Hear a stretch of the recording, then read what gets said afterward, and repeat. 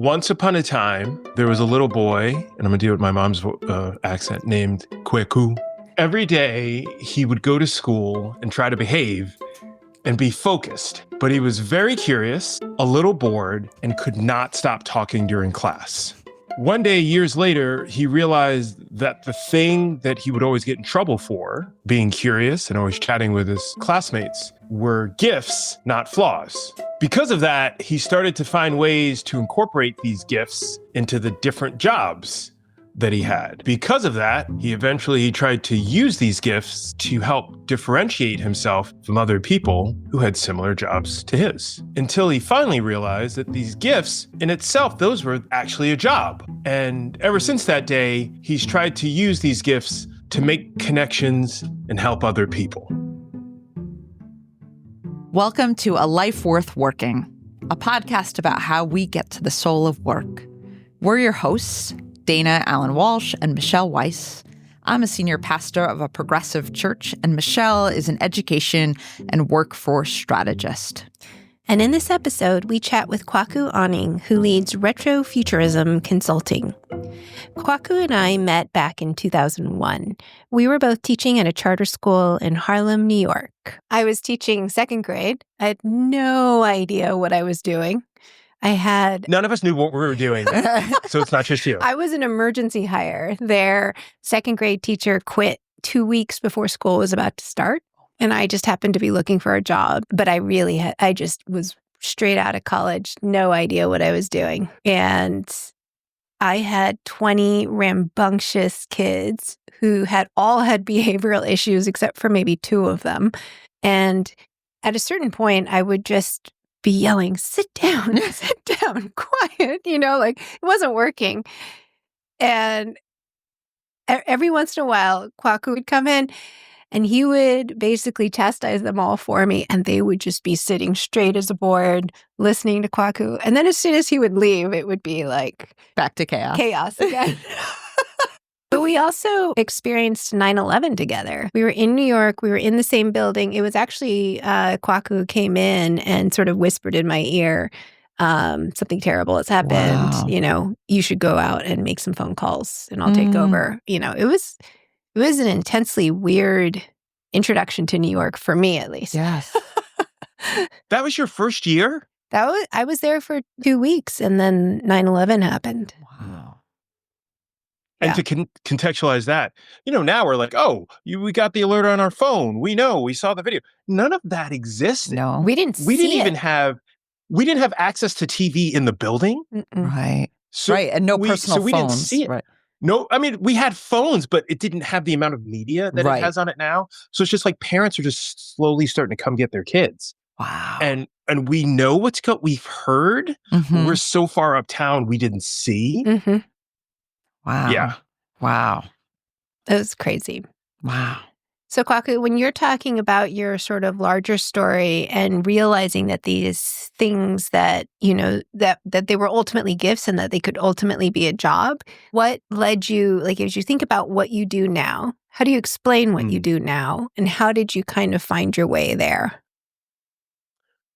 So when I was 15, I wanted to be a first baseman for the New York Mets. And that wasn't going to happen because I couldn't even make that position on my high school baseball team. So I don't know if I really had a sense of what my trajectory was. I think at that point, I was like a lot of kids at that age where it's like, your parents say you're good at science, so you should do this. You get labeled with a skill set. And so you're going to be a doctor. And then you start repeating it at parties because everybody seems to be into that. And so I think I had realized that I was into music and I had a level of musical ability that was different. I wouldn't say better, but different than some of the other kids that I knew. But I don't think I had a trajectory. When I met you, you were really into music.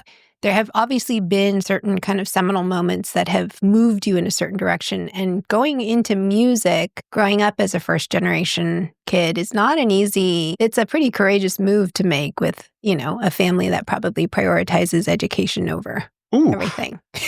Courageous is a really kind way of framing that. I would say even 15 to 17, I was like, oh no, this is the thing. this is the thing I'm going to do. I had no idea what I was doing. And so really it was more about the freedom of the general awkwardness that I feel in 98% of interactions or life in general. Some people call it a Black Larry David. Anyway, so by the time I hit 17, I'm like, this is the thing I'm going to do. I don't want to go to college. I want to be a musician. And my parents were like, no, you're not doing that. You're going to college. And so I was like, all right. So I went to college and I went to go study engineering, which I didn't want to study. And I even remember being, on the tour and being like, oh, they have a business program? I think I'd be interested in that. My parents were like, no, you're studying engineering. And my first year of school, I just remember sitting in chemistry classes and just thinking, oh my God, I need to focus. And it felt like elementary school all over again. And I'm just trying to turn down the stereo in my head that's playing all these music ideas. And I'm like, I need to be listening. And all of a sudden I look up, the class is over. And it's like, oh my God, this is not going to go well. My first year of college was horrible. Like, it was disastrous. And so the spring after the first year of college, and this is back when people would mail your grades to you. Right. So in my head, it's like I'm waiting for the bomb to arrive because the first semester didn't go well. And my parents were making all these sacrifices. There's all this guilt. It's, out of love. And then I'm like, ooh, this is really going to get bad. And so it coincided with my grandfather passing away, my dad's dad. And so you're talking about pivotal moments. So there was like a wake sort of thing. There's an African or Ghanaian tradition around this that we had at our house. And my dad is this brilliant guy, but also very stoic. And he had his own sort of journey through life. And so I feel like he learned to repress his emotions in a really elegant way, almost puritanical, if you will. Waspian. Yes. So I've never seen him, besides anger, I'd never actually seen him express sadness. And so, the people have left and he's crying and I'm thinking that he's crying about my grandfather. I'm like, whoa, this is a pivotal moment. And he looks at me and he's just like, your sister was your mom's project. And look at how well your sister's doing. She was studying chemical engineering. She was doing great. And you were my project and I failed. That's the grief. Oh, no. I don't know if it's the grief. No, I think he honestly thought he failed. And what feels like a really sad moment, and it was sad for probably like a month or two, or maybe it was a week, but whatever. I was like, oh, this is liberating. Because, you can't be your parents, but as a kid, you're trying to emulate them. And then something comes in that either shows you can do something better or they release you from it. That was the release moment where I was like, oh, well, I don't have to be you. If you failed, this is a clean slate. I can do whatever I want. How did you shift that into a release moment and not just a shame spiral? I'm sure there was definitely shame spiral within it, but there was a lot of, I'm going to call it hardcore Christianity. And Dana, if I'm getting this wrong or if this is offensive in any way, no. I feel, you being a minister, you're more like yacht rock Christianity compared to hashtag. Right. You can use that. Right. You're more of a Hall and Oates vibe, right. As compared to like the Motorhead vibe. Right. That was like really kicking in, or Wu-Tang vibe, whatever, that was kicking in my household simultaneously. And so at that point, I'd experienced several variations of shame spirals,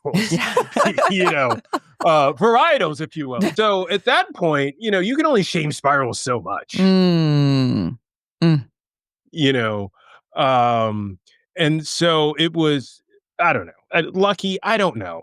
Maybe it was tied to something I'd read or heard, but it was easy for me to be like, oh, well, then I'm free to go off and do this. Yeah. Which I think the click point for me was more like I'm not locked into this thing anymore. Right. Because it's failed. So when no one expects anything from you, that is the most magical moment. So then that's when I was like, this is the thing I was meant to do. I'm meant to be a musician. I'm going to do this. It's fascinating to consider this moment of release for Kwaku. I think for many of us, we might interpret this seminal moment more negatively. But for Kwaku, He no longer found himself encumbered by his family's expectations. He had failed, and he didn't have to pretend any longer. And he told us how this period in his life then turned into a second adolescence. Those are his words. He was back at school trying on a few different things, studying a mix of music, business, and PR. There was even a short stint in the military, and some time spent as a jingle singer, which actually turned out to be quite lucrative for him. And he remembers vividly reading a music biography about Sting and how he talked about working in schools, which enabled him to take the summers off and work on his music. He found a job as a music teacher at a charter school, where he and Michelle later met as teachers. It was this first foray into education that kickstarted a process of tapping into things that came quite naturally to him. These were the early days of Wi-Fi, and he found himself solving other people's problems as an informal IT person. So much of what he explored had to do with a natural curiosity that he just leaned into. I was a music teacher, but I wouldn't see kids for large swaths of time. And so I did two things, which led to two jobs, but really it was leading to the same job. I became at points the de facto tech person, like, hey, this isn't working, but I'm in front of kids. Can you look at this? Because I can't get this to work. The other piece was being able, just the chatting with people. Mm. Like what I should have been doing was just like sitting in my room and prepping lessons. Maybe reading more books on how to teach music more effectively. But instead, I'd play guitar for a while, and then I'd maybe read the Times, and, at certain points of the year, I'd work on my taxes. And then after that, I'd be like, all right, well, what else is going on? And so the idea of being curious, like, well, what are you guys doing in here? Mm. Having had to sort of think about your trajectory in this way, how do you think about this notion of calling or vocation? Okay. All right. So yeah. Okay. Are you guys familiar with the term shadow professions? No. And I don't know who shared this with me, but it's the idea that you have a thing that you're meant to do, but either you weren't exposed to it or, within society, it didn't quite make sense yet. People were project managers way before project managers existed. And people were product managers way before product needed to be managed in that official way. So what you do within whatever job or vocation you choose is you find ways to do that thing more within your job. So me, the last job I had, I worked at this independent school and I was the innovation director and I would do all this ed tech stuff, but I would focus on partnerships because that was the thing I leaned in. I leaned towards, or the thing that brought me the most joy, where it's like, yeah, we should be connected with this farm. This farm wants kids to visit. And it's really easy, or it's easier to, especially during a pandemic, create opportunities for kids to have experiences around learning when they're outdoors and connecting it to nature, and also biomimicry, but also storytelling, and also things that they understand. So I would lean towards partnerships a lot, or going to conferences and connecting with people and bringing people back to speak in classes. My thing was, how do I connect people and concepts? And I understood how to talk to a vendor or how to teach people how to use a piece of technology, but that wasn't the thing that really interested me. And so to your point, I would like to believe that we have these things that we are destined or called, or we have these things about us that lend itself to doing specific things. Currently I have this business where I help people connect with other people. And it is largely based upon being curious because it's not limited to a specific field. And so someone, I've someone that I'm talking to who's starting up a VC fund. I'm like, well, explain to me how this works. This is really interesting. And who do you need money from? And what does that mean? And who do you need to talk to? And how do you talk to people like that? All right, I know someone like that because all these years of just chatting with people, I had one coworker used to make fun of me because I'd bring up something like, oh, I have a friend who does this. And he'd be like, you have a friend who does everything. But all these years of chatting with people, I would always meet people who did things that were different than music or education or anything that I was doing. And I'd always want to talk to them, like, tell me more about what you do. And, which is kind of off-putting to some people, but I'm just genuinely curious because I'm constantly, which leads to the second thing, trying to make connections between things that don't necessarily feel like they should connect with each other, I love whether that. it be like a parable or an analogy or something. Mhm. It is easier in my head to think of things that way and to understand things that way. Mhm. And so simply put, the more I understand about a bunch of different things, the easier it is for me to understand how a lot of things work and how they're similar. Mhm. And so whether it's helping people think about strategy around how they scale something that they're trying to work on, a podcast, a VC fund, a nonprofit, and what are the ways that you can connect with people that are meaningful and unique to what you do. Two, all right, well, we're at this event. I'm going to go to this event with you. And I'm just going to randomly start talking to people because it's a compulsion that I have.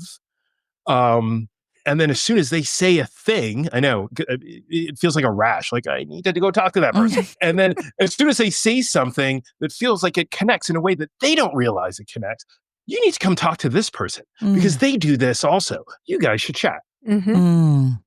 And then the last piece is, well, why don't we just put together a huge gathering, whether it's like a happy hour or the thing that I prefer most, let's get a dinner together of 10 to 15 people. And then throughout that dinner, I'm going to pair each person with someone else because they've been chosen for a really specific reason, even if they don't see it.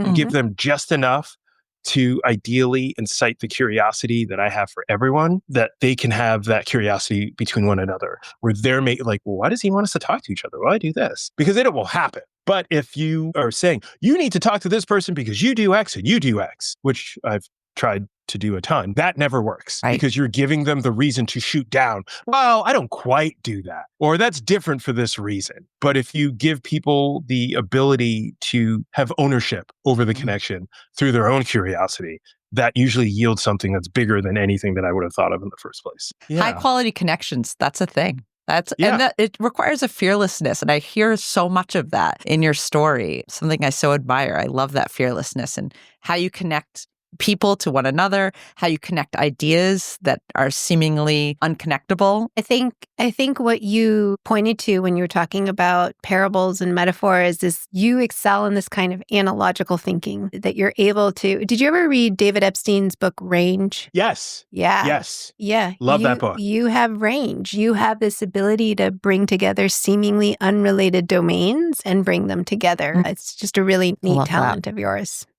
And it's well, the other thing about that book is that you don't have to be an expert. Yeah. It's really reaffirming to people who I don't view myself as an expert in anything. Yeah. Right. But how long does it take, right? It takes this journey to finally realize like, oh, I don't have to be an expert. This kind of weird talent that I have of matchmaking people actually leads to a source of revenue, right? Like a way for me to sustain my family. Like that takes a while to figure out. It's funny that you say that and I'm still figuring that out. Yeah. Because there's a part of me that's still trying to convince myself that this is valuable.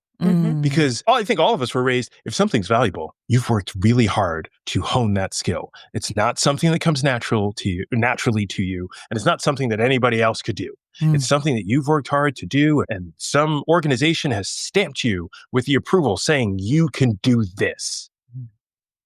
And, as we're talking about this, I'm thinking, I'm like, oh yeah, in college, I'd be at keg parties like, hey, have you met that guy? You guys should talk.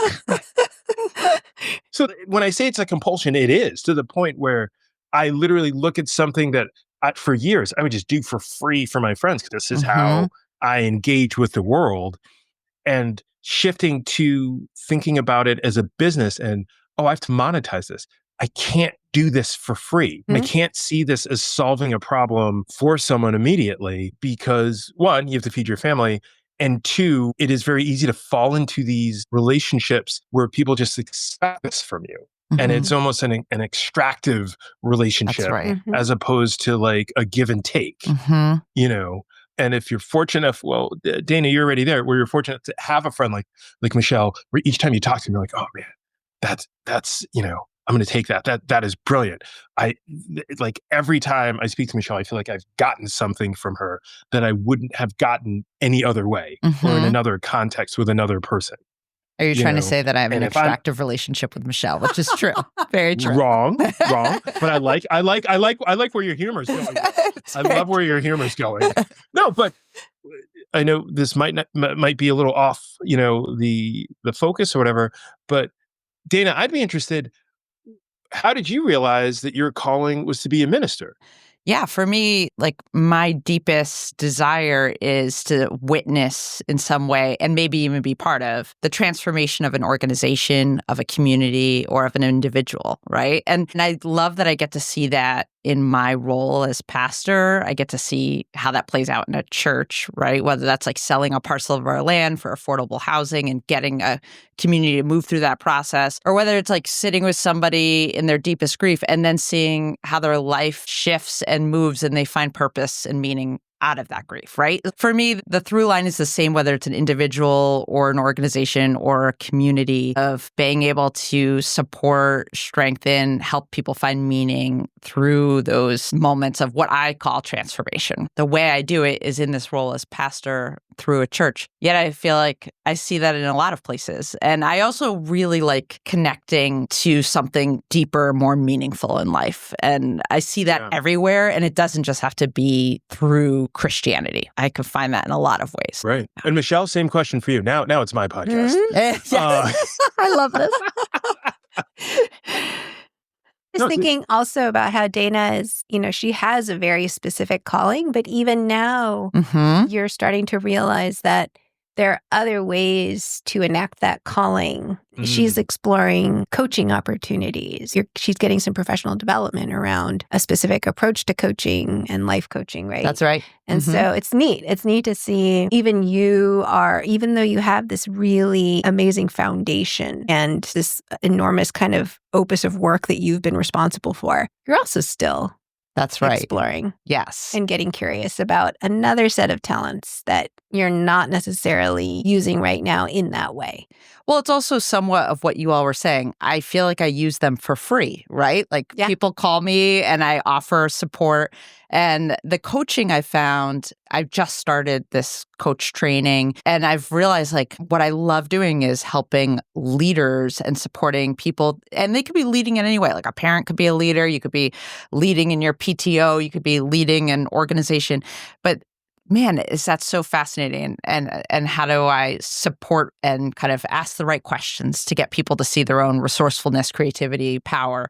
And so it's fun. I also have found what's, I think, attracting me to that more than anything is my job is so big and amorphous, and people's expectations of it can be anything from like Dana only works an hour on Sundays when she says things from the pulpit to like Dana leads this organization that has all these tentacles, and just people's expectations can be all over the place.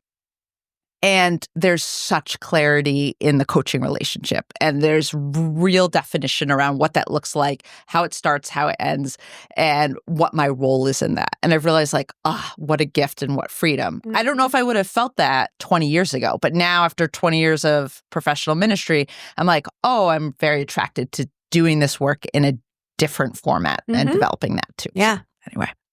So that's actually a better question for you, Michelle. Do you find yourself craving the clarity of a specific direction? Because I enjoy things being amorphous because that, to me, that's freedom. And I'm not going to get bored. Do you prefer having that flexibility of being in an amorphous role, or would you prefer to have something that was more defined?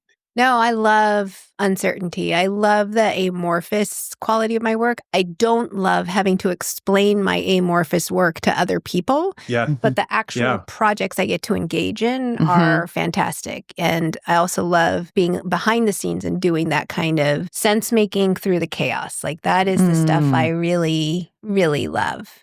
It's just more that comfort of not having to explain myself at length with someone. That is the thing I don't love.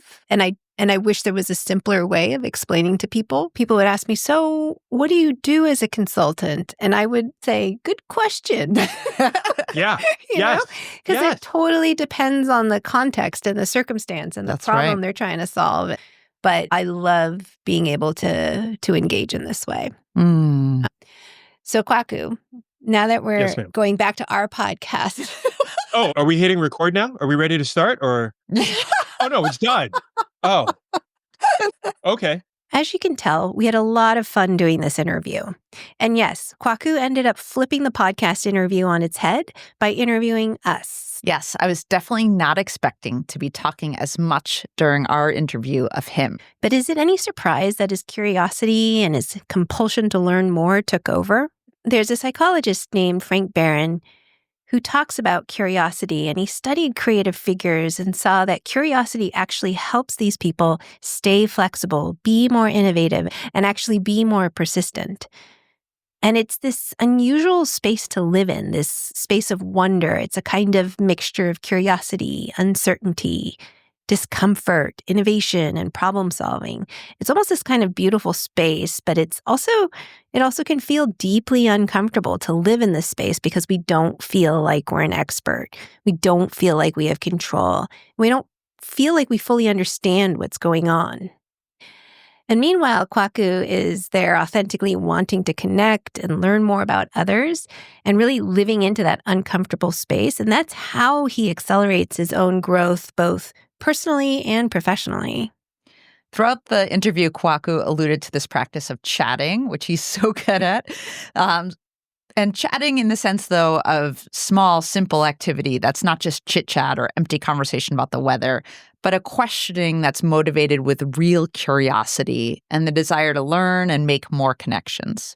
Yeah, it reminds me, when we were little, we used to ask questions all the time, right? We know that kids are born curious, and we've seen all these studies come out that show how little ones, whether they're 2 or 3 years old, they're asking a few hundred questions a day. And then over time, they've even measured that 10-year-olds only ask 1 to 2 questions per day, right? This kind of curiosity gets squelched out of us. Yeah, we see it, Michelle, as we're both parents, and how curiosity is a natural and essential element of childhood development. And those questions reflect our own desire to make sense of the world around ourselves. But various researchers have argued that over time, school systems and social norms and parental attitudes train that curiosity out of us. But that's not the case for Kwaku. He shows us how to practice curiosity. He's out there asking questions and listening. His curiosity brings people together in novel ways and has ultimately led to a way for him to make a living on his own terms. The same thing that got him in trouble as a child and made him feel trapped in his chemistry class in college is the same thing that has opened up this wide range of career pathways in a relatively short amount of time. She's Dana Walsh. And she's Michelle Weise. This has been another episode of A Life Worth Working. Don't forget to subscribe and share with your friends and loved ones who may also be searching for purpose and meaning in their work lives, or what we call the soul of work.